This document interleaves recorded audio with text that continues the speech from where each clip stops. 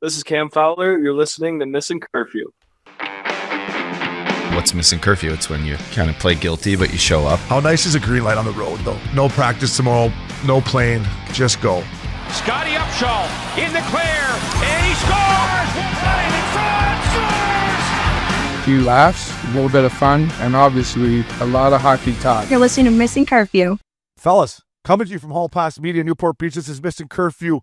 This is the last show of the year. We will have curfew calls rolling out throughout the course of the summer, but this is it. So we got the whole squad here. We got the up dog from Aspen. God, it looks rich behind him. Richie Fella from Pine Canyon, the Friendly Confines, and our boy Swishy on the lake doing some fishing. And I ain't talking about some largemouth bass, eh? Swishy, you're doing some other kind of fishing, aren't you, fella? Yeah, fish and catch anything other than a buzz, that's about it over here, Brian. So, yeah, looking for some smallmouths, some, I don't know, Wisco sixes, whatever I can get my hands on over here. It's I always love coming back here, especially just getting out of the desert at this time of year. It's an absolute sauna. What's a Wisco 6 look like? Just a little heavy set, maybe like built like me, or just maybe snaggletooth here or there. Like, what's a Wisco 6? Yeah, like a corn-fed cow, kind of, you picture the, just a little thicker. Yeah, the hips, great personality, and a decent set of milk jugs. It's like a Wisco 6. And she can work the barbecue, eh? Work the barbecue. She can snap it around. She's got great wit. They're nice over here. They're built a little heavier. I mean, we're in the Dairyland, Obi, so like I said, we're drinking whole milk versus skim around here, but it's good living. Yeah, I get it. Shade in the summer, warmth in the winter. I know how they're built over there. Follow the same as Port Hope. Hey, shade in the summer, warmth in the winter. Yeah. Yeah, they can hide it in the winter, too, just under a Canada Goose jacket. It's perfect. Hey, fella, cheers. Cheers, boys. Happy 4th, yeah. Happy, this is coming out July 4th. Canada Happy Day 4th, boys. July 4th, boys. Look at that. A little blue light here. Let me see how this tastes. Boy, that looks good. Well, it's coming right out of that blue light fridge there at the studio. That's got to taste tasty there. Pristine Pilsner. They ain't lying. That is pristine there. How much alcohol in this bad boy? How many of these you got to drink to get fucking tuned up? Yeah, 30. Boys, this is our last show. It's been a hell of a year. We're going to take a little trip down memory lane. First of all, thank you, boys, for all your hard work all year. Me and Updog started this with our boy Broadway Jimmy Scoops, who we lost and still miss. And we, always thinking about adding new pieces, and it just worked out. That's Swishy and Richie. So thank you, obviously, Updog. We continue to roll this thing, buddy. 400 shows we've done, which is kind of crazy. But let's start with July 4th. This is coming out. What are you doing up? Let's start in the old where the rich people are in Aspen there, fella. What's your July 4th looking like? What do they got for the kiddos up there? They fly in animals and shit, or what do they do? Yeah, full donkey shows like Tijuana. Yeah, it's no, and listen, Aspen's a great I've been here the last 3-4th of Julys. You know what you got to do? You got to go the night before Obes, a little planning. You bring the chairs in, you bring a cooler, you go set it up on the street. And then the next day, come like 10 o'clock, you all ride your bikes down into town because you can't park anywhere. And you sit on the street. Everyone's got their coolers and their seats. The kids are there. And they do basically, they do a jet flyover. They got all the firefighter trucks. They got a mix of all classic cars coming through, old military vets, tunes. And everyone's kind of partying from, it's a 10 to maybe 12, 1 o'clock thing. And then we've got a little outdoor party at one of the parks for all the kids and stuff. So it's kind of like that. And then the adults put the kids to bed and find the extracurricular activities, which usually happens. Our girl Lauren Ashley opened up a bar, Escobar. She bought Escobar, so that's been going. Did she change it, or is it still greasy? It's still greasy. Still greasy. Yet they got a nice patio out front. That's my favorite bar. That's my favorite bar in Aspen. So that's kind of the plan, boys. A lot of time spent outside, hiking the hills, having some pints, and sitting on the patio. So that's what I'm doing, Richie fella. How's Pine? What Pine Fan you got up there? 4th of July. Yeah, good fireworks there, bud. We gotta watch out for the trees, eh? One thing we don't have we don't have fireworks because obviously the fire hazards dry up here, but we have a busy weekend. Though I'll tell you, we got a country concert kicking things off July 3rd. We got July 4th. We had to decorate your golf carts, and we do like a parade around the community. We got a circus in town for the kids. We got home run derbies. We got pool parties. It's pretty much anything you can think of. So every day it's something. So it's like kind of a 3-day weekend. My boy Demers is coming up to hang out for a few days with his wife. So I'm sure we'll have a few cocktails in the next couple days, but then some golf. We're going to sprinkle a couple of rounds of golf in as well. So looking forward. What time does that home run derby start? I might have to fly. I might have to slide up there and fucking. I love the short porch and right. Yeah. I love the home run derby. The adults go at it or just turning on them. It's so much fun. That's a great little wiffle ball park you got up there. That's as good as it gets for wiffle ball. Yeah, no, it's perfect. So yeah, it's great. It's perfect. Pine Canyon, you guys know how to do it right at Pine Canyon. Yeah, it takes a lot of toll on your liver, though. I'll be honest with you. Yeah, but it's just a short summer for you. Only a couple months and back to Scottsdale. You'll fucking dry out, fella. Don't beat yourself up on me. Don't change now, fella. It's been working for you, all right. I ain't fucking leaving. Swishy, what about? Did we touch on your 4th or what? Let's touch on yours. 11 a.m. Central Standard. Joey Chestnut is back from his 1-year hiatus off the chin of Coney Island. So that's where I'm going to start boozing. Joey Chestnut is a tradition in the Schmaltz household like none other. So we're going to turn that on. I'm sure we'll have the tunes barking, probably set up the beer pong table shortly after that. And we're going to ride that thing in right into a lake day and then just hit a bunch of dive bars in these small town Wisconsin spots that we like to do. My brother's got a place on the lake now just outside of McFarland. So if we're talking county Zobes, that's Dane County still. Love Dane. And Love Dane. We're going to ride it into a spot called Toby's, man. A little fish fry, Miller Lights, Old Fashions. Now, the Wisconsin Old Fashioned is a little different. It's served with brandy as opposed to whiskey or rye. So we'll be sliding those down. The waitress there, she always gets a little too horny. She starts touching us.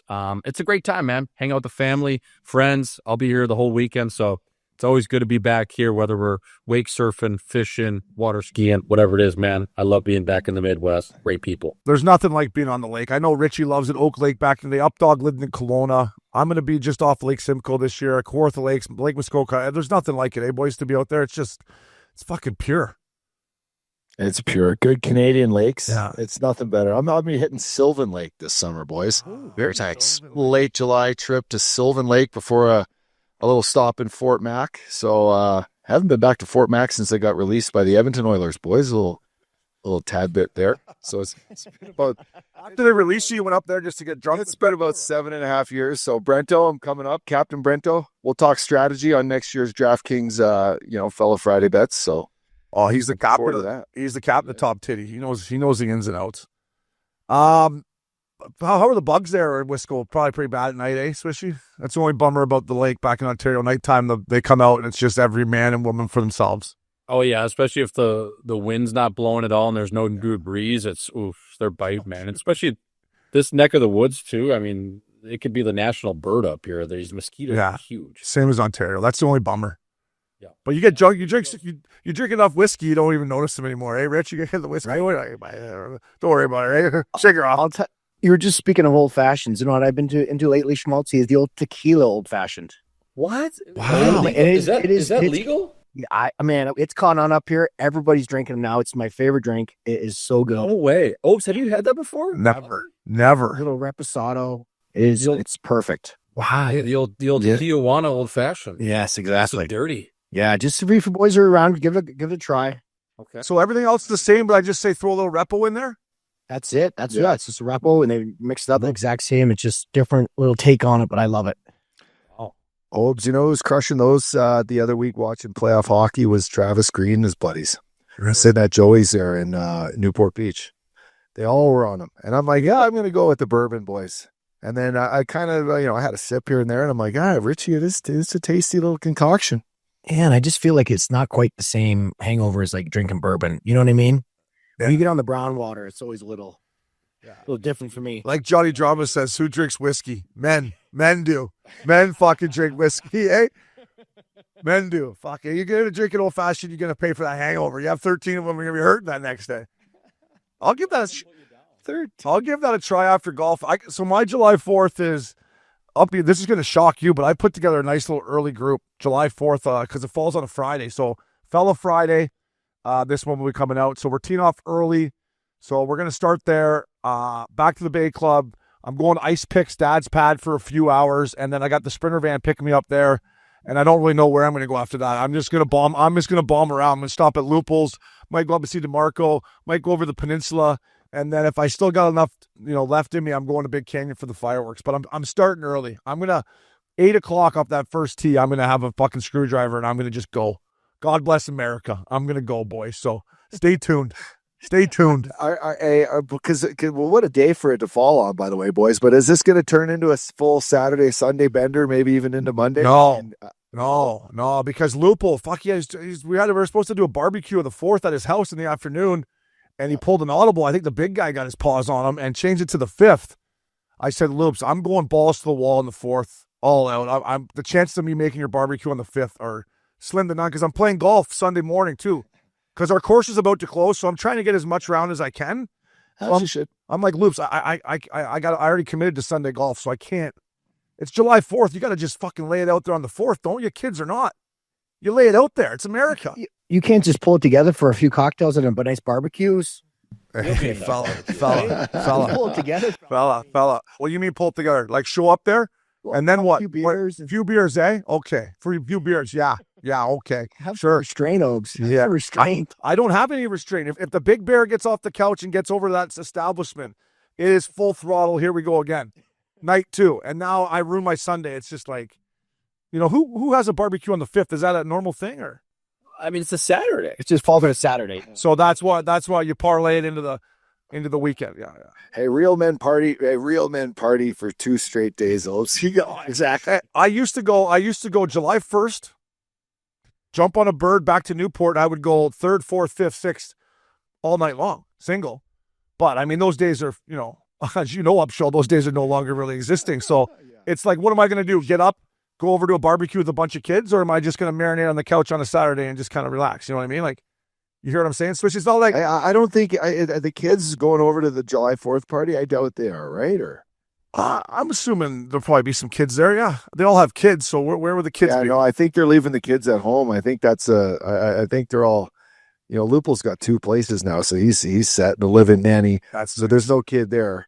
Right. I think it's going to be I don't know. I'd sleep in. I'd do yourself a good favor. Sleep in Saturday morning after a Good Friday. But then you can talk me through it all you want. I'm not going. I don't know what to tell you. That fuck ain't going. So you can explain all you want. I'm going as hard as I can on the 4th. I'm going to leave it all out there, boys. That's one and done. That's all I'm saying. Unless that Malibu. Unless there's a different kind of shaker that we're going to turn the clocks back. It's just like one and done for me. That's how. What if Sydney Sweeney showed up? Would you make it over there? I mean, what if fuck? I mean, yeah. Would you poke your head in for that? My on head nudge. Yeah, that's neither here nor there. I mean, it's just like, I just thought the 4th would be the day everyone goes. I don't know. I guess I didn't plan for the full weekend. I just thought, the fellow Friday the 4th. Let's leave it all out there, America. Yeah, but America. So Swishy, are you going to go all weekend at the lake? Like you got a Friday, Saturday, Sunday in you? Yeah, not Sunday, but on Friday, Saturday, yeah, for sure. Yeah. I mean, one's a fluke, two's a streak, right? Yeah. I got young legs. I'll be all right. Yeah, you'll be all right. You'll set the tone for the boys. So 100%. Anyways, I can't wait for July 4th. We're very lucky to be living in this country. It's the fucking greatest country in the world, that in Canada. So boys, happy 4th of July. Before we head to break, let's not forget this show is presented by DraftKings. DraftKings, the crown is yours. We'll be right back. Fellas, welcome back to Missin Curfew, year-end review, boys. Like I said at the top, first of all, to all 3 of you beauties, thank you so much. It's been a hell of a year. A few fella tours. Updog, we'll start with you, buddy. Which one kind of jumps out to you? I guess, what fella tour, and Casey, you can jump in on this, what fella tour did Upshaw not lose something on? Was there one that he didn't? There wasn't one where he didn't lose something, right? Well, it's hard to when I go for 3 straight days and I, limited sleep, lose my voice twice or 3 times. Yeah, whether I'm losing my phone or my voice, my wallet, it's not perfect. But I do want to highlight the most epic, probably hockey experience as a fan I have ever had besides you boys. Richie, you weren't there, unfortunately, but you were there in spirit, was in Montreal for the 4 Nations Cup. The start of that game, from the anthem to walking in the Bell Center with you boys in Montreal, the mecca of hockey, to see the Canadian national anthem it was, and then to the game to start off the way it did. Boys, that fella tour for me, that had my hair on my arms up. It was Montreal, as you boys know, is a place that any bachelor party should go to, just noted, or guys trip or whatever the case may be. It's an epic place to visit. So anyway, that was That was one of my favorites. What about you, boys? Schmaltzy, Richie? I mean, what stands out for you guys? Your first year on the Fella Tour. Thoughts? Go ahead, Schmaltzy. I mean, Montreal was unbelievable. I would say for me, I thought one of the, I don't know, just morale boosting trips of the year was going into the chin of the Rust Belt and going into Pittsburgh and just rolling the sleeves up, going over to the William Penn Tavern, hanging out with a bunch of just local Pittsburgh beauties, blue collar people. We had some great nights there. We had some great just after shakers in the room with you boys breaking down Team Canada's roster for the Olympics, for Nations, USA. I mean, we went through the whole fucking tournament. But that was hilarious. I think that was one of the bigger morale boosting trips. I thought that was a lot of fun. Pittsburgh for me, I'm looking back. We had a great Thursday night football. It was a snow globe type of game in Cleveland. It was Cleveland, Pittsburgh, and we watched it at the bar with all the Steelers fans. That to me was just any excuse to get drunk, right, boys? That trip was unreal. I got to see my brother. Me and Uppy actually had dinner or lunch, with Nick and Bobo, the old Bob too. So yeah, it was just a great trip and just one that puts a little sandpaper on your chin. Well said, fella. Richie? Well, yeah, I mean, for me, I was sad I missed the Montreal one, the Four Nations one. That would have been epic. Love that city. But yeah, I agree with Schmaltzy. That Pittsburgh one was kind of, our first one for me and Schmaltzy. Get the team going early in the season, good chemistry. And then we had a couple heavy nights. So many laughs, so much fun. But I also loved the LA one. For me, it was a lot of fun because we got to see a bunch of people, a lot of friends, have Stoli on, and then, go out and kind of muck it up in Hollywood a little bit. So they were all fun. It was a great season. It was fun to, be part of the squad. That's for sure. Yeah, I mean, they were all great. Fuck, we got drunk, didn't we? I'm just sitting here thinking how drunk we got. We got just pinned on them all, every single one. Kansas City was the first time I really was it the first time Swishy we really got in one together? Like, it was KC, wasn't it? I just remember my weed pen took a lot of blame for how pinned we were. The next day everyone's like, that weed pen of yours, that weed pen we're passing around. Remember we got kicked out of the hotel bar there when I had the old fashioned, the guy took my drink. You remember that? Oh yeah. How did that go down again? What did you remember? I was pinned. They didn't want to serve us because we were all too pinned. It was four of us, me, you, Al, and Schmaltzy. And anyway, I was kind of like, come on, man. Like, we have one drink. And then the guy's like, no, you're all too drunk. And then everyone started looking at us. And then you were like, give me a fucking old fashioned right now. Didn't I take one from his hand or something, or didn't you? Took it. You took. Oh, it but out you of did his get hand. you got a glass of water out of him, but it was you threw a few $100 bills just for that water. I could use those. I could use those just for the back. water. Fuck. Stupid. So we were too drunk to cut us off, eh? Fuck, we weren't that drunk. I think I might have hit the old vape pen right in the restaurant that put us on the radar. Yeah, that was it. There you go. I think exactly I think then it was like, you guys are all too, you're too pinned. Yeah. I'm like, you think we're pinned now? Wait till you see us in 2 hours. Yeah, we're just getting warmed up here, fella. And then, obviously, thank you to our sponsor, Jagermeister. It was a great event at KC Live. And then unique crowd there. I just remember everyone there was just getting, like, smoking doobies like this long. Yeah. Like, it was, but it was a fun one. And then Pittsburgh, to have Richie, join the squad and then come on the road with us. We all flew in the same bird there. And then Richie's phone died on him the last night. You boys were up and early out of there, and me and Richie were on the same flight out, and he's like, we're sitting around drinking whiskey, and he's like, look, my phone died. My daughter dropped it in the water. It's dead. Fuck, it's dead, Obes. He's like, I'm going to call your room in the morning and wake you up, make sure I'm like, all right, so sure enough, there's the hotel, Richie. Obes. Or I called you, one of the other. Up he gets. Me. And then I'm just thinking, what are you going to do when you land in Scottsdale? He's like, I'll just grab a cab or whatever. I was like, it's been a long time since, I didn't have a phone on me to grab a cab. And I text Jess and I'm like, did he make it home? And she sent me a picture of you at a bar. I was like, I was on the couch, tits up. I'm like, I better check to see if Richie made it. There you are in a cowboy hat with a drink in your hand. I'm like, that guy's a savage. That's impressive. So you did make her. Yeah. That one hurt. That one hurt. Eating that orange chicken with you. That was the night tour. Little Panda Express. Oh, little Panda. And then you guys touched on Montreal. That was, one of the best hockey experience ever. And, just to add to it, I got to tell Trudeau to fuck right off was nice too when I was waiting in line for my beer. PJ, I'd apologize to PJ, but yeah, that was nice for me. And then when you sent out your tweet on X, Swishy, about that was gold, my man. But that I was chirping him too. Yeah. That was great, though. I mean, I remember Swishy turning to me and going, "They're going to go, Obes." And I'm like, no way. Like, look at them. They're going to go. And then I'm like, fuck, I think you might be right, Swishy. And obviously the rest is history. And then LA Staples was cool.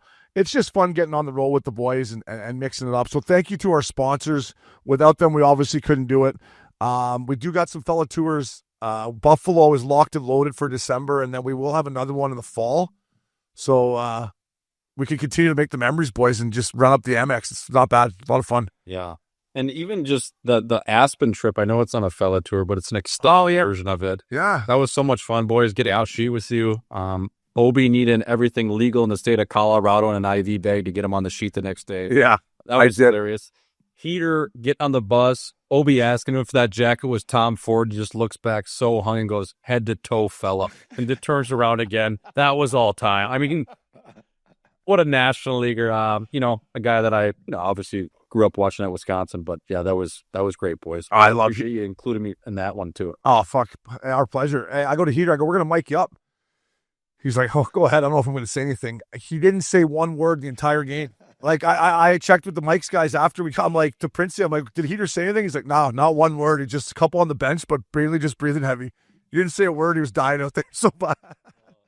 Man, he was getting dressed before that game in his Tom Ford shades, and he was putting his gitch over his, face. Obviously, his shades are going everywhere. I'm like, those are expensive shades, but he doesn't give a fuck right now if they break. No, he's a beauty. Actually, you know what? That fellow tour might be stretched out a little longer because Sheldon's doing like a fantasy camp right up. So we might be there for longer than just in and out. We might go up there for a few days and help him out with that and shoot some stuff, Swishy. So you might get a few more days at the Little Nell there, buddy, to bump elbows with Aspen's finest. I would love that. Yeah, it's on the calendar, but it's a little different scenario. I don't think we're gonna just go in and get shit kicked by the Avalanche alumni anymore. It's more of it's more of like, believe it when I see it. Richardson doesn't even wear a helmet.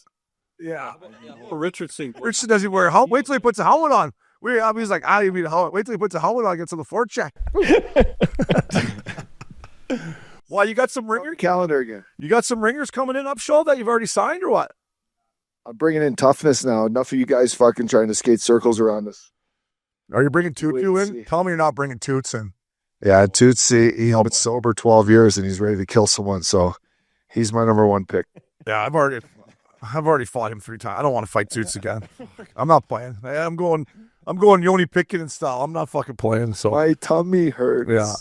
But boys, thank you. And obviously, KC and Ice Pick. How about the Ice Pick? We'll go to the Ice Pick. Hey, a couple of clicks to the Ice Pick. Yeah, boy. How was your first fellow tour there, Ice Pick and Pitt? What'd you think of that? It was fun. No, my first one was Kansas City. Oh, but, it was. Yeah, that was a fun time. The watch party for Kansas City was a good time with Jägermeister. Just was fun to chop it up with you guys and get some brews. Yeah, the Ice Pick was on. I forgot you're in KC, fella. Yeah, that's nice, boys. Anyways, thank you to all our sponsors. Love getting on the road with the boys. Moving on here, boys. Before we get to our guests, a couple more things here. Swishy, get this guy a Labatt Blue. Brought to you by Labatt, Obes. With Labatt, you can buy beer and get gear. Go to their website, snap a photo of your receipt, and upload it to gain points towards exclusive merch. Folks, any size, any product, anywhere you're buying Labatt, sign up at rewards.labattusa.com. Chippewa Street fella. I'll have a big pull for you. Good read. Me too. Yeah, well done. Boys, get this guy Labatt Blue. We're only dishing out one, and we're dishing it to the Missin Curfew production team. And also Hall Pass Media, A-Hall, but mainly Kyle, Casey Conway, Max, the Ice Pick pickup, and our boy Princey, the social media guru. Boys, thank you. Listen, we get to come on here and snap it around for 2 hours, but I don't know if our fans really realize what goes on to pull off everything, with all the sponsorships and dealing with DraftKings and guests and fellow tours and, cutting out the stupid shit we say and, trying to make us look good. So thank you to those boys. Without you fellas, there is no Missin Curfew, and I just don't think you guys get enough credit at times. So Ice Pick, KC, boys, get yourself a whole shit ton of Labatt's Blues in the next couple months because you don't have to listen to my nonsense or any of us. But thanks, boys. Hell of a job this year. You guys deserve to get drunk. Thank you, boys. Thank you, fellas. It was a good season. It was really fun to add in the 2 new fellas, and great time on the road with you boys a few times this year. And, me and Max back here, we've been killing it. So we couldn't ask for more and a better opportunity with you boys. So thanks again, and yeah, cheers to an off season and into next year. Yeah, great job, Casey. Ice Pick, I got to say, brother, you done a hell of a job. You came in you didn't really know how to edit a whole show, did you, when you first started? Or how did it work out for you, fella? Yeah, I knew how to edit, but this is my first time working on a podcast like this, so... I also can barely skate, so I didn't even know anything about hockey either, so half the stuff you guys talk about are just going over my head. It's a little different than just watching porn, isn't it, Ice Pick? The Ice Pick is selling hockey, though. All of his friends, all of his sports buddies, they all know about hockey because of him. He's out there selling the game. So, I don't know if you listen to the show on DK, the Ice Pick's got to do 2 shows. He's got to edit all the stupid shit we say, and I text him for the next 3 hours after the show saying, cut this, cut that, cut that. And as the year went on, the Ice Pick got pretty good. He'd be like, I already cut that out. All right. He kind of knew where we were going with that. But he also does a DKN show where he's got to take all the swearing out. So I don't know if everyone knows that, but Ice Pick, how is that when you got to take all the swear words out? That's definitely the most time-consuming part. Yeah. You guys, I don't think you realize just how much swearing there is in this. Yeah. But, yeah. There's got to be a lot. Yeah, it's not too hard. It's just it takes a while, but happy to do it for sure. But now you can turn around a show. The Ice Pick, right? Swishy, now you can turn one around. Well, that's the Ice Pick. I mean, he's growing up right in front of our eyes, Obi, right? Coming in the league and making a splash, baby. He sure has. Yes, hey, Ice Pick, let me just ask you too. Well, what have you learned from these boys the last year that maybe you didn't know before you came in? From all the antics. Nothing. Well, I mean, life lessons, not algebra. But what did you? Anything you picked up along the way from these 4 fucking degenerates here? Honestly, if anything, it's more the slang and the hockey terms, calling things barns and tarps and all the other stuff. There's a lot of words that I got to ask Kyle, like, what are they saying? What are they talking about back here? Yeah, now he's watching the draft. He was the only guy in the Missin Curfew squad watching the draft. I had to go home. I was trying to catch the draft to see Fidz's kid get drafted. He slid down the second round, but the Ice Pick was at home watching the draft. So yeah, he's a real pro. He's a pro, and the boys are off to Summer League. Good luck there, Ice Pick. You're gonna come back here thinking this ain't a bad gig actually after Summer League. So you're gonna work there, boys. But like I said, thank you so much to you two boys. Mark Princey, thanks, buddy. You absolutely kill it on social media for us. He's a hard worker as well. So moving on, last but not least here, boys, it's the Kits Eyewear. Keep your head up. Hit of the year, fellas. Boys, for a limited time, promo code Curfew, get your first pair of prescription glasses free or $38 off of any Progressive lenses. Check it out. Order it online. Try them on virtually. Next thing you know, they're at your door. It's the Kits Eyewear. Keep your head up. Hit of the week. It's Will Cooley. Roll it here. Maybe this is why, sad news about Petro, but this is one of the reasons why he's probably on the IR for the year. Petro's got his head down. Will Cooley comes in. Boom. Shoulder down. Clean hit. Has to end up fighting after. That is our Kits Eyewear. Keep your head up. Hit of the year, sorry. Will Cooley on Petro. That's good old-fashioned hockey, boys. That's a hit that we need in our game forever. And that's one that stings, too. That's a heavy body coming right through your sternum. You know what I mean, Obi? Like, a lot of times you get hit, you don't really feel it. That's one of those when it's just a goddamn freight train that hits you and it just stuns your whole body. Yeah, that's an idea. And best thing about that, boys, Madison Square Garden, right? Just lights the whole barn up and just the place is rocking. Yeah. I mean, couldn't be better, right? No. Do that hit and then you fight at center ice. Like, come on. Is there a broad in that city? I was going to say, especially if you're single. Maybe. Is there a babe in that city you're not going to go out and just look at and just feel the confidence to just, hello? Jesus. No, I don't think so. To answer your question, no, there's not. There's not. So, boys, thank you, Updog, Richie. Thank you so much, Swishy. Like I said before, buddy, it's been such a great honor having you boys on the team. I hope you guys enjoyed it as much as we did. So, thank you, boys, for all your hard work. Enjoy your summer. And like I said, we'll see you back here in September. But Richie and Swishy, thank you, boys. It's been great having you part of the team. Yeah. Appreciate you guys having us, and a couple team guys, right? Richardson will be making absolutely. Richie will be taking some face-offs in the summer. I'll be working on my cardio. We'll be ready for training camp and ready to go again when you need us. We'll be ready to roll. Yeah, it was a lot of fun, boys. Thanks for having us, and it's fun to get out and talk with great people about sports that we love. So it was great. Yeah, can't wait. And Updog, obviously, buddy, thank you. We just did our 400th show. Our last one was 400, and this thing started on a fucking COVID Zoom. Me, you, and Jimmy. and we're still kicking, buddy. So thank you for all your hard work, buddy. Enjoy your off time, and we'll look back to snapping around in September, my man. And you too, buddy. Way to ride the ship. I say that from all of us here. You fucking captain this baby right through the storms, into the sunshine, just like you can. Like that shirt says. Sorry about the weather, fellas. So well done, pal. It's easy to be a leader with you guys. Fuck, I could captain this team. It's easy. We don't even need a captain. We're all captains. Hey, we're all fucking. There's no fitness testing. We're good. There's no more fitness testing, so we're good. Thank you to everyone. Thank you to the listeners. More importantly, without you boys, there is no Missin Curfew. So have a summer. Enjoy yourselves. Have a good time, but take care of each other. And listen, we got 9 weeks of curfew calls coming out. So enjoy those. It's locker room banter of all 4 of us. So enjoy that. Our last guest of the year, friend of the show, Cam Fowler, coming at you next on Missin Curfew. Fellas, welcome back to Missin Curfew. Swishy, Richie fella. Known this kid a long time. When he first came into the summer skates with Anaheim, I knew that, fuck, I needed to work on my stride and probably get a little bit quicker. You know, I was like, the writing's on the wall here, boys. If this is what the NHL defensemen are going to turn into, then it's been a good run. But over 1,000 games in NHL now, a member of the St. Louis Blues and one of the best Anaheim Ducks of all time, one of my buddies, Cam Fowler. Cam, thank you for taking the time and joining Missin Curfew, my man. Of course, yeah, happy to be here. So how's the offseason treating you? Obviously, you know, heartbreak in the – by the way, what a great series between you and the Jets. The best series of the first round.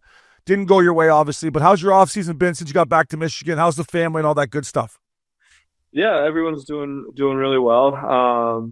We are in a new place here now in Michigan, in Birmingham, so we've just taken the last couple weeks to get settled, and we have a 3-month-old now too, along with our 3-year-old. So just getting everything kind of handled and organized around here. But it's been fun, and we always like being back in Michigan and spending time around family. So Cam, you know, let's take it back to camp here real quick. Obviously, going into camp, you know, there was reports maybe that you were going to get dealt before the season. You know, I didn't mean to sewer you, brother, but I got a good source out of Anaheim, your front office, that you maybe were thinking, hey, I might hold out in camp, maybe not report. I want to get out of here. I want to win again. So first off, I apologize as the People's Insider for sewering you like that, throwing you under the bus. But just talk about even just the move out to Anaheim. I mean, you played, man, you know, 13 years there, whatever it was, 14 years. Was the transition, you know, going into St. Louis, was it big, or was it something at the start of the year, even going back to camp, you're like, you know, this might be my last year. The writing's kind of on the wall. Yeah, so I think there were signs that it might be time to, you know, kind of explore other options from Anaheim. So that was always something that was being discussed, but the timeline of how everything happened, I still wasn't sure about, but I knew it was a possibility. And then I think it was 15, 20 games into last season that opportunity came up with St. Louis, and I just felt like it at the point of my career that I was in, where the Ducks were heading in their direction with a lot of their young D men, I just thought that it was maybe the right time for both parties. So, but to your point, it was scary. You know, it was, I've spent my whole career in Anaheim, so I was very comfortable there, and I loved playing there and being a Duck. So to make that transition was something that was not easy for me and my family, but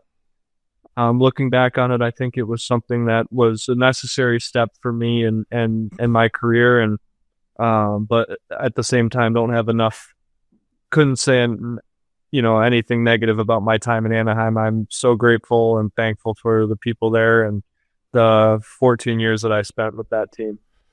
Yeah, Cam, I kind of want to tag that, and I hope this isn't the same exact question that Jay Swiss just answered, but I was here, I've lived it. I know how much Orange County meant to you. I know how much the Ducks fans mean to you and how much you love the fans and how many good years you did have here. And, you know, I've watched you play almost every night, you know, Ducks games I'd watch, especially when Getzey was still playing. And to me, watching you play, I was like, man, Cam just needs, I think, to get in a different situation where games are starting to be meaningful again. Was that the most deciding factor for you, that, hey, I got to get back to where a team's going to be in a playoff hunt? I want to get that competitive juice back for them, because you had so many years here where you were in the playoffs to all of a sudden it went, wow, 3 in a row or whatever, to where you're out. Was that the biggest factor? Because I know how much you loved living here and being a Duck. Yeah, I did. And yeah, like you said, we've been around each other a long time now, so you know that I was happy in California. I started my family there. I really grew up, into the person I am today there. So I think it was just a matter of the direction that the team was heading in and the direction that my career was heading in, and towards the end, it just didn't necessarily line up to what I was looking for. And I was there for a long time, and I think, we missed out on the playoffs, I think 6 years before I ended up, getting traded to St. Louis. So there was a long time there where I was committed to rebuilding and helping that team win. And I spent my whole career there trying to do that. But at some point, I think you just have to look and kind of take a look in the mirror and where you're at as a player and have those difficult conversations that we ended up having before, it might be time for something to maybe change. So, Cam, if we back it up, quickly, back to camp, you got to tell me, was my source legit or was it a complete shitburger? Yeah, I don't, I hate to say this, I don't want to throw you under the bus. There was never any discussion of anything like that coming from, my side of things. I think there were discussions being had in the summer about maybe something on the table and something changing, but there was never any threat or anything like that from me about not showing up to camp until something happened. So I was surprised when I saw it. I just wanted to make sure that things, there weren't any rumors coming out about me that weren't true. So it was just simple as that. Back to the war room, Swishy. Check the bucket sword. Hey, you throw enough shit on the wall, something will stick, Swishy? I was playing fellow Friday golf. I'm on 18, trying to just get her to the house. Hey, I got Gilchrist from the Ducks being like, "Hey, Obes, what the hell are you guys talking about? Cam's here, he's going to start skating." I'm like, "Well, Gilly, with all due respect to Swish, camp hasn't started yet. Anything could happen here still." I'm like, "I'm just joking. I'll take it down." And then I text you, Cam. I'm like, "Sorry, fella, and you were cool," but I'm like, "That a boy, Swishy. Way to set the tone early in the year, fella. Hey, way to set the tone for the boys." Gotta come in. I gotta come in hot, baby.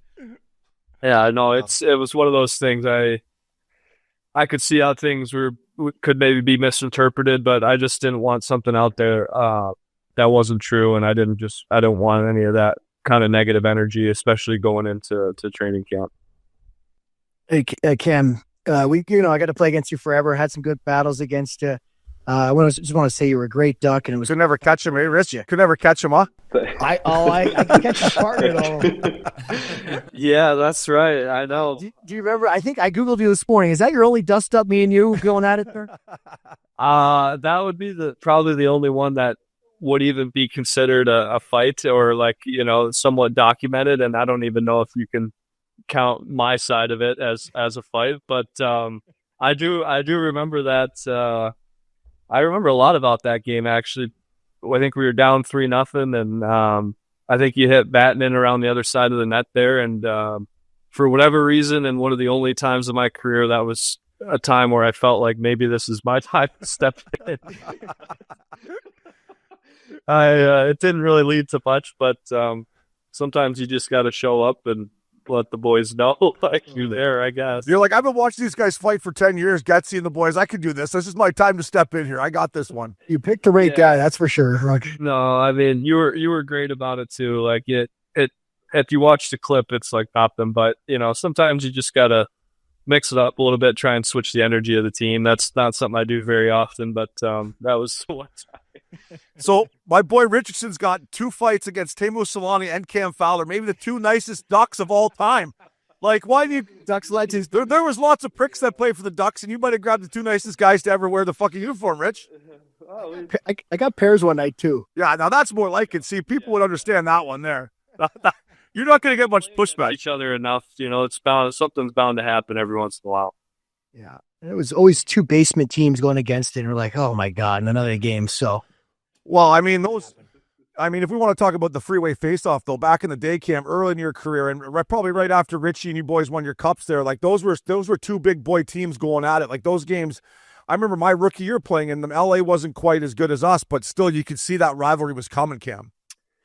Yeah, no, that And honestly, I think that's something that probably doesn't get enough attention as it should, especially those teams being out on the West Coast. But there were some legitimate battles that we had with LA when both teams were really good and both teams were built, I think, very similarly, very big forechecking teams. So there were some physical games in the regular season. We met, at least in my career, one time, I think, in the postseason, and those were some great battles and some really good games in the regular seasons and some postseasons too. That was really good hockey that maybe didn't get the coverage it could have, just because both teams are out on the West Coast. But some really good battles with those guys.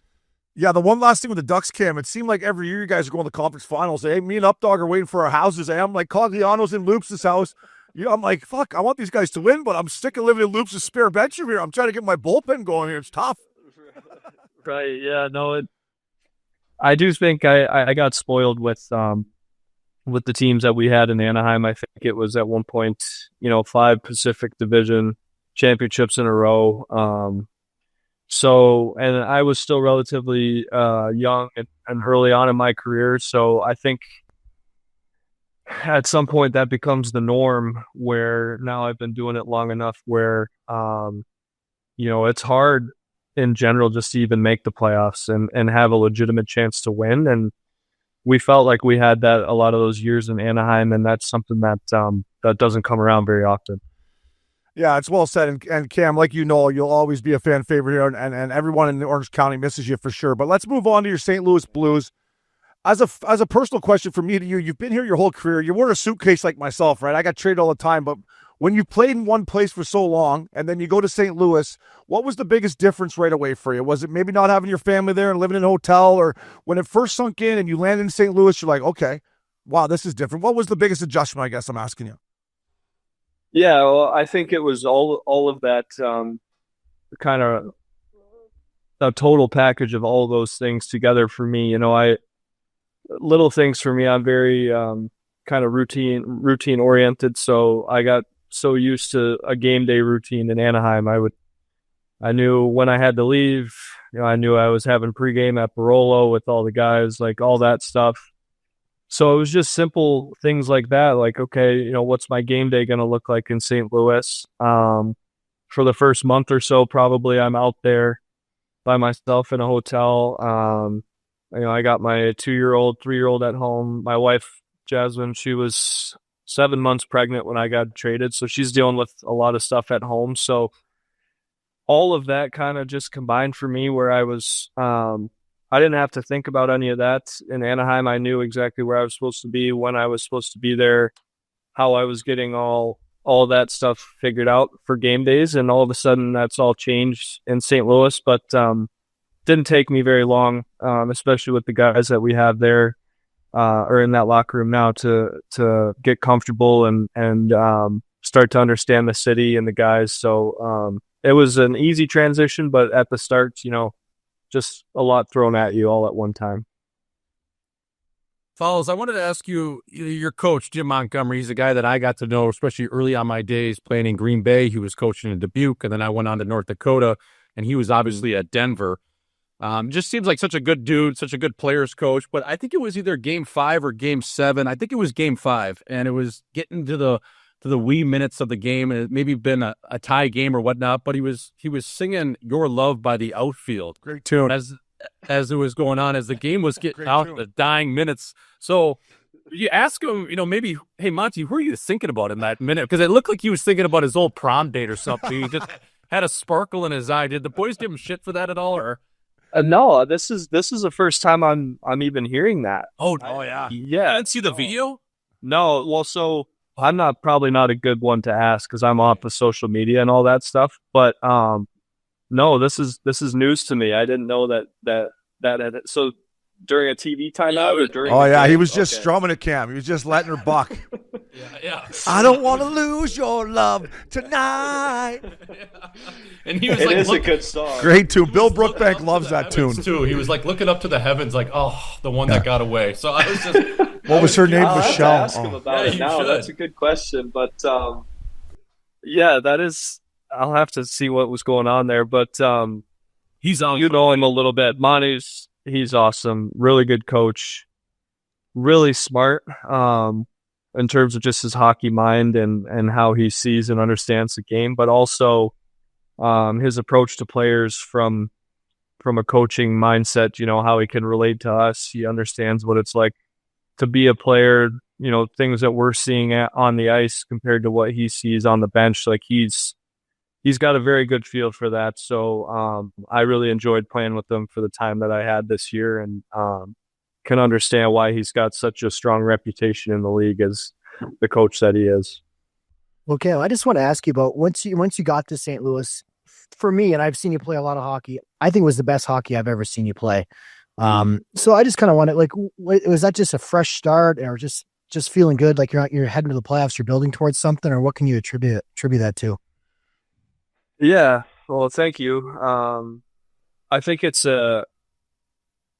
for me, I think it's a couple things. I had an opportunity where I had a team that still saw something in me, and they put me in positions where I felt like I could succeed as a player.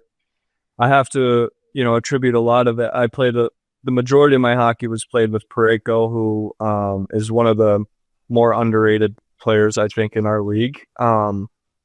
So I got to play a lot of hockey with him. I got some opportunity on the power play too. So I think it was a situation that I came into where I think it was built for an area and a team that I could have success with. And then I think sometimes it's just as simple as just getting a fresh start where you can have the opportunity to make a first impression on a team. You can get a little bit of life back into you, whereas in Anaheim, I was comfortable and there were some hard seasons, so there's frustration on my side of things. So I think it was all of that just kind of together that made it an opportunity where I was able to have some success. But I have to give the coaching staff and my teammates a lot of the credit for helping me with that transition and making me feel so comfortable coming from a team that I had played for 14 years. So very thankful for them. It's nice to get those PP touches, eh? Cam, when you're on Newt Squall, get those PP touches early, eh, boys? I'll give it back to you. Slide it over here, I'll give it right back to you. Give it back. That's right. Yeah, feel it a little bit, get to gain some chemistry with those guys like Tomer and Bucci, and that helps kind of get you adjusted to things in the locker room. But yeah, just feel it a little bit. And I wasn't getting that same opportunity in Anaheim, so that kind of gave me a little spark as well. Cam, you talked about your transition, and I want to go back to the Winter Classic, buddy. I was hung over on the couch taking it in. I'm like, I'll watch Cam and the boys from the Blues snap it around. At that moment, I thought right then you guys were a playoff team. And watching the videos after when you got chased your shoulder pads and you did your little speech and thanked the boys, I'm like, wow, he looks like a St. Louis Blue now. To me, it feels like he's part of that team. And you guys took off there. How great was that whole experience? And was that kind of when you started feeling like maybe part of the squad? Yeah, I think so. I think that was a huge moment for me and my adjustment to the team. And I think it was a big moment for the team as well. Like, there's so much that goes into the Winter Classic, and so having that opportunity to play at Wrigley, like a place that I grew up not far from, do it on New Year's Eve, 1,000th game, only my 9th game with the team. There was all my family and friends there. There was so much emotion and so much that I had invested into that game, and for it to kind of work out the way that it did, and then the team had a big win. I was able to have a couple goals. It helped me really settle into maybe being part of the Blues family then. And then I think we never really looked back from that moment. And looking back at last season, we needed every single point that we got down the stretch, even just to make the playoffs. So that was a critical point. And then after the Four Nations as well as when we really took off. Cam, 2009, 2010, the Windsor Spitfires, you guys won a titles there. And one guy in particular that played on your team, and I think he got dealt at the deadline to you, was Zach Cassian. Talk about a good chin and the guy that throws both ways. So I want to ask you, when Cassian showed up to your team, where you're like, holy fuck, we just got this much tougher, and this guy has a couple screws. Because he was one of my favorite players to watch. I always tell Cass, man, I love how you just played so downhill. And a guy not scared to absolutely decapitate a defenseman. So what was playing with the young Cass? It was I was very happy to have him on my side, let's say that. And there was a little bit of an aura about him playing in the O at that time, like hearing stories about what he was doing in the weight room, like that he was really just like that much more developed than a lot of us were at that time. And he came in and just the physical presence that he had right away on and off the ice was like very real. And I'm pretty sure he was from around the area, so he had a lot of motivation there as well, and it was kind of a welcome home for him to a really good team. So he was a special player, and that blend of toughness and skill and that power forward kind of old school hockey, he very much fit that role and was a big part of why we were able to win that year. The guy kept texting me. He thought we were in Florida for the finals, because we went to game 1 and 2. He's like, I go, Cass, I'm not there. I don't know what to tell you. He's like, I'm Fort Lauderdale. Everybody's staying. I'm like, I'm not going, dude. I got an IV in my arm here. I'm about to die at my house. We're not coming. Have fun, buddies. He's such a beauty. He is the best. Yeah, he's a really good guy. That's funny. Yeah. Well, he brought us down to Windsor. Speaking of beauties, your coach, he was a roommate of mine when I played in Colorado, Bobby Bugner. I know DJ Smith well. Yeah. What was it like having those, NHL experienced guys? And I mean, you went right to the NHL young and had a great season. So what was it like having Bobby Bugner as a coach?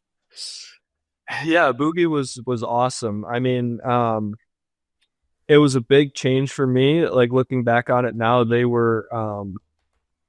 was things that we were doing on that team that was, similar to what I think teams are doing in the NHL and how they're being coached. So there was like a level of competitiveness and expectation from the coaching staff when we were in juniors. That was a big step from the hockey that I had been playing. But all those guys were awesome. They were super competitive, but they cared about their players, and they were old school and liked to play the 3-on-3 after practices and get their sweat in. And Smitty was a big part of that. So it was a great coaching staff and an unbelievable team. If you look at the players that we had on that team, and that was their second, run at the Memorial Cup for a lot of those guys. So it was an incredible experience and really helped me kind of get ready, I think, for NHL hockey. And those coaches were a big part of that. Is DJ Smith playing 3-on-3? That's like me playing 3-on-3. He's going to have a fucking jammer. There's no way he's still playing 3-on-3, is there? You would have to, I'd be surprised because he looked forward to that every single day.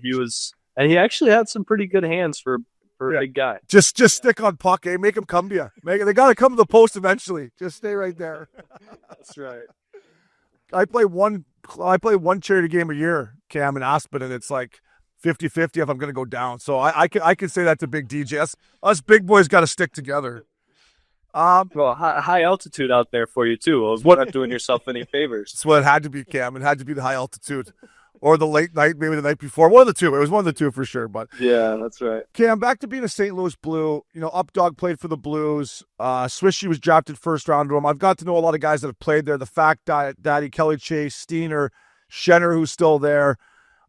Everyone that's played there, including the great one too. I saw him during the final. He loved his time in St. Louis. What is it about being a St. Louis Blue? And I know you've only been there for half the year, but that community and playing for that team, what is it besides the nice new uniforms that you guys are about to rock? Those things are sick. But what is it about being a St. Louis Blue?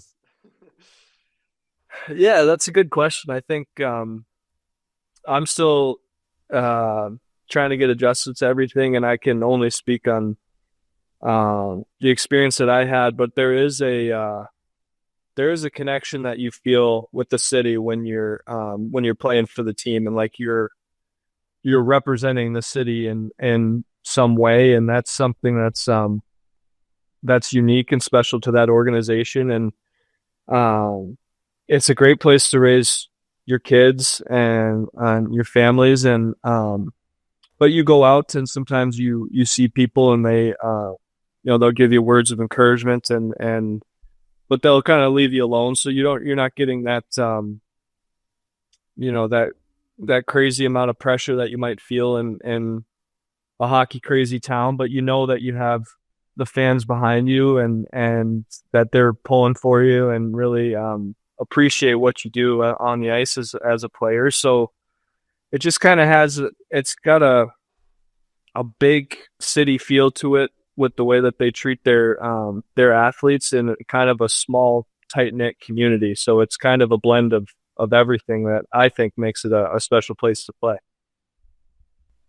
Cam, you're a smooth skater. You're silky, Good hips. real methodical. Shakira, good hips. Hips don't lie, brother, out there. You know, the way you massage the puck, right?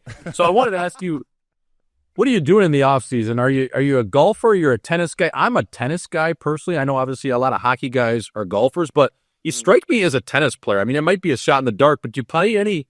Do you get out there with the strings at all? I would like to. I don't get the chance to play very often. I've gotten into pickleball a little bit lately too. There you go. That is because my dad really likes to play, so I want to try and get out with him a little bit, and maybe my kids as they get older. But I'd say golf is kind of my summer escape. It's I look forward to getting out a couple times a week. Just very different than hockey. I enjoy playing. I like going out with buddies and just being outside, enjoy it.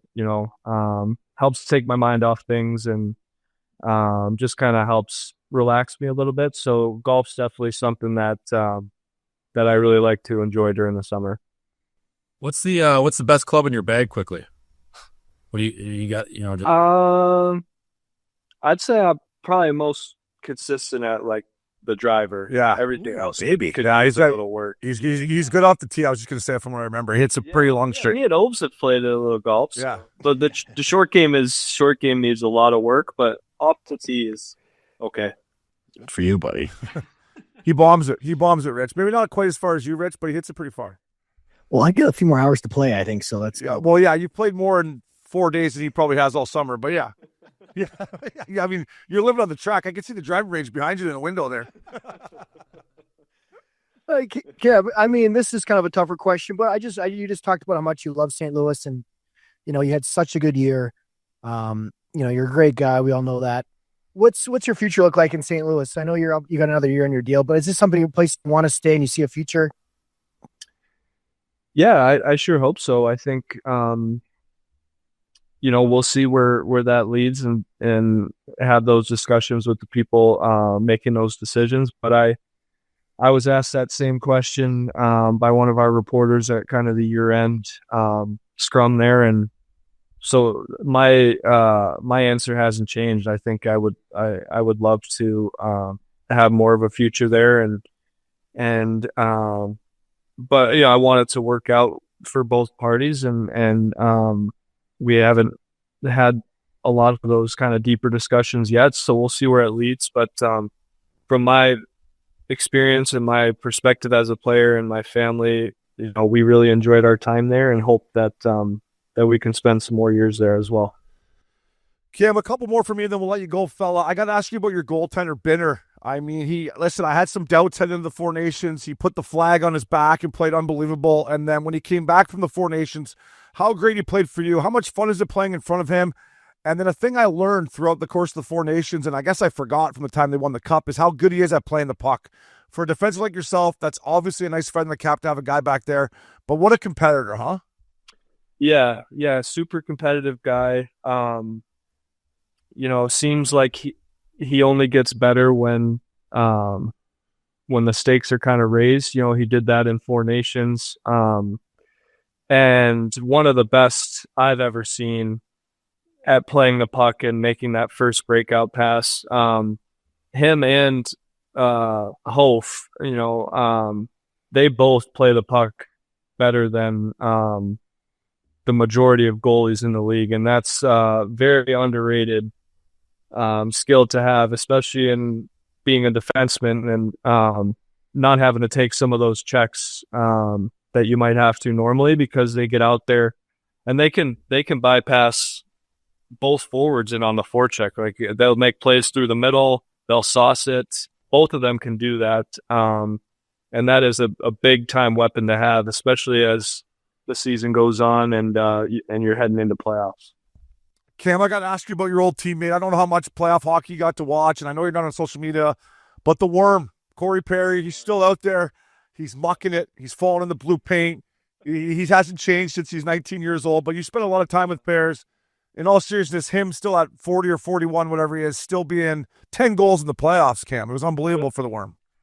It was. Yeah, it was. And, as a friend, I'm happy to see him out there still competing and having a really big impact. I think he's the kind of player that I think can just keep going, until, the body basically tells him he can't. Like, he gets beat up over the course of the season, and he's still one of the first guys in the paint, screening goalies. He's always been willing to go to the dirty areas, and there's always room for players like that on any team. And he was a huge part of their cup run. So I'm happy to see him still out there having success. I know how much hockey means to him and how much he loves playing. So as a fan, I was happy to see him out there doing his thing.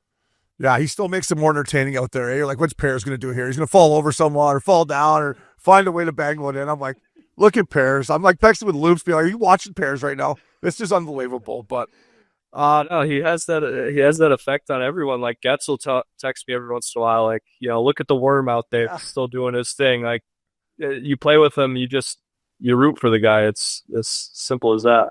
Cam, last one for me, buddy. I'm just curious, as your buddy, you had such a great second half and a good playoff. We all know it's an Olympic year next year. Is that something that's in the back of your mind, or you just show up to St. Louis Blues training camp, play Cam Fowler hockey, and if it ends up working out, it works out? Or is that something that is maybe motivating you a little more right now? Yeah, well, I think all players, that's something that you certainly have to be thinking about and working towards. I mean, I still, one of the best honors of my life was being able to play in 2014 there in Sochi, and that feels like a really long time ago now. So if I had the opportunity to do that again, I would be thrilled. And I know the odds are probably stacked against me with the amount of talent that the Americans have, but of course I can use it as motivation to not only be great for my team and St. Louis, but also to show those people making the decisions that I still have some good hockey in me left. So something in the back of my mind for sure, and an honor for any player that has that opportunity to go play. Yeah, I would definitely say, I don't know, I'm not in the USA Hockey. We have to get Jay Swiss, the People's Insider, in there, but I'm sure you're back on Billy Guerin's radar for sure. I mean, after the second half and the playoff you were going short side titty every night. I was like, wow, that's not bad there. That's not bad. I had a lot of fun. Thankful to St. Louis and everybody for giving me an opportunity, and I had fun in the playoffs and everything. Really unfortunate the way it ended for us, but personally, I have a lot of motivation for next season, so I'm looking forward to getting going again. Well, Cam, we're all looking forward to watching you play again, buddy. I got to get to St. Louis. I got to get to Obies Clarks and get fucking drunk there eventually here with Swish and Richie and Updog and the boys. But in all seriousness, you're one of the classiest guys in the game. Keep going, buddy. Enjoy it. We're pulling for you, and thank you for always being so good to Missin Curfew, my man. Of course. Thanks for having me on, guys. Appreciate it. Fellas, welcome back to Missin Curfew. Swishy, Richie fella. Thank you to Cam Fowler. I've known Cam a long time, and what you see right there is what he is. He's probably one of the nicest guys I've ever played with. But at the same time, Richie, as you know, for a guy who played against him a lot, not the toughest guy, but played hard, competitive, and he's gone to St. Louis and rejuvenated his career. So I'm looking forward to him snapping around. And I'm serious. I do want to get to Obi Clark with you boys and run up a little tab. Yeah. Well, class for that kid, isn't it? Like, first time I've really got to speak to him. What a great kid. He's had an amazing career. I mean, playing in one organization for 14 years is pretty special. Now seems like he's turned his game to another level this year, and I'll be cheering for that kid for the Olympic team and just to have a great year in general. So it's fun having him on.